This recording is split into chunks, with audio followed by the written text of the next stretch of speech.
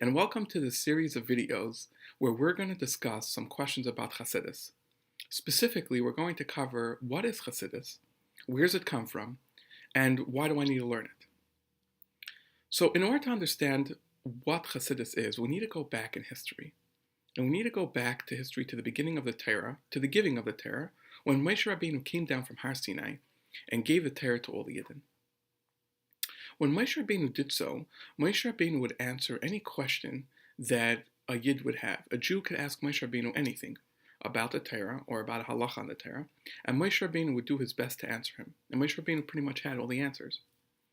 Now, there were some parts of Torah, to be honest, that Moshe Rabbeinu did not really delve into and teach, and that is Kabbalah. Moshe Rabbeinu only taught a select few, and throughout many generations until recently, Kabbalah was considered a secret of the Torah which only a select few Yidden knew about. But going back to the rest of the Torah, Moshe Rabbeinu taught the Yidden all of Torah, but there was one subject which Yidden were not allowed to ask any questions about, and that subject was Hashem. A Yid was not allowed to ask anything about Hashem, how Hashem exists, does Hashem have hands, does he have feet, If they learned in Torah that Hashem hit the Mitzrayim with his mighty hand, that's all they knew. They believed with the Munah Pshuta that Hashem hit the Mitzrayim with his mighty hand. They didn't know how big his hand is. Does his hand have 5 fingers, 6 fingers? Any of these types of questions were not allowed. Now, for about 1,500 years, Yidden lived very peacefully and very happily with this kind of way of life. They believed in the Eibusher with the Munah Pshuta and with full faith and simple faith. And they had no problems. They learned Torah, they enjoyed the mitzvahs, and life was good, so to speak. About 1,500 years after the giving of the Torah, philosophy started. Now, let me give you a preface here. Yidden were allowed to learn any subject they wanted. They were allowed to learn math, they were allowed to learn science. There was no issue. Today, we have these issues where certain subjects we're not supposed to learn only under certain conditions. We're allowed to learn other subjects, for example, for a job or for other reasons, certain other reasons.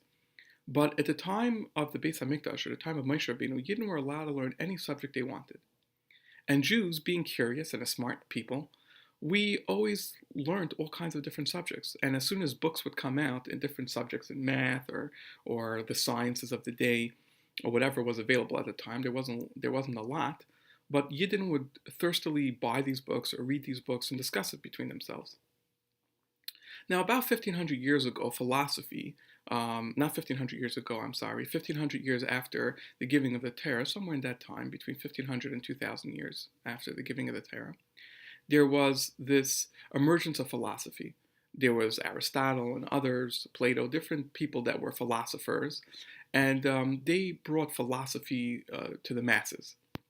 Now, essentially, philosophy is a part of one of the 7 wisdoms of the world.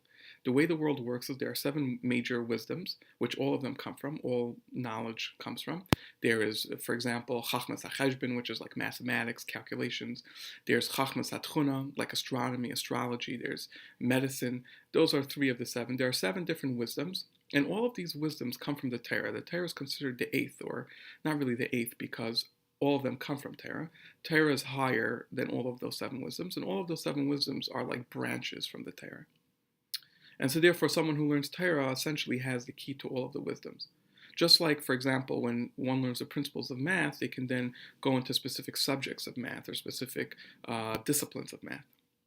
But getting back to our point over here, so Yidden were allowed to learn all of the different sciences and math and different knowledges and wisdoms. Now, when philosophy came about, philosophy is about understanding things through logic.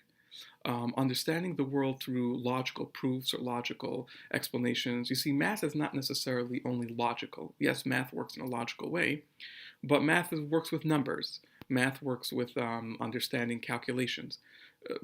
Philosophy is more about understanding things through logic, through understanding it using one's mind.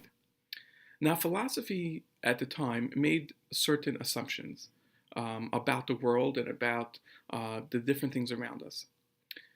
Philosophy believed that there was a creator, someone who created the world, and we were creations. And this was using different proofs that they had, but most importantly, they believed that a creator cannot change. A creator cannot be limited to a body. Different things like that philosophy at the time. Obviously, as years went on, philosophy changed. If there is a Hashem, if there isn't a Hashem, Chas v'shalom, or things like that. But at the time, this is what philosophy was believing. Now, because philosophy believed that Hashem cannot have a human body or human character traits in that way, so philosophy would make fun essentially of when the Torah would say that Hashem hit the Egyptians with his mighty hand or Hashem got angry. They would laugh and say, how is this possible? Does Hashem have a hand? Could Hashem be angry? Hashem is so much more powerful and so much more greater than that. And because of these kinds of questions, and we're not going into depth into this right now, but because of these kinds of questions, Yidden were having a very, very difficult time. Many Yidden were frying out, just like similar to today, how different science and discoveries make it sometimes difficult for Yidden, and Yidden feel sometimes threatened by those discoveries, which we shouldn't, because the Rebbe said, the more that science discovers about the world, the more we see how great the Eibishter is, and the more we see the Eibishter in the world. But at that time, people were not as knowledgeable in these kinds of things.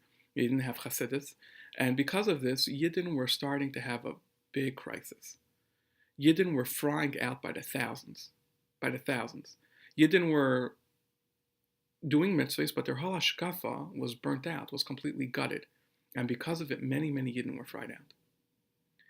Now, in the next video, we're going to discuss what the Chachamim did in order to save Yiddishkeit at the time. And we're going to discuss how the Chachamim responded to this thing called Chakira, which is philosophy, and we're going to discuss what happened next. Stay tuned.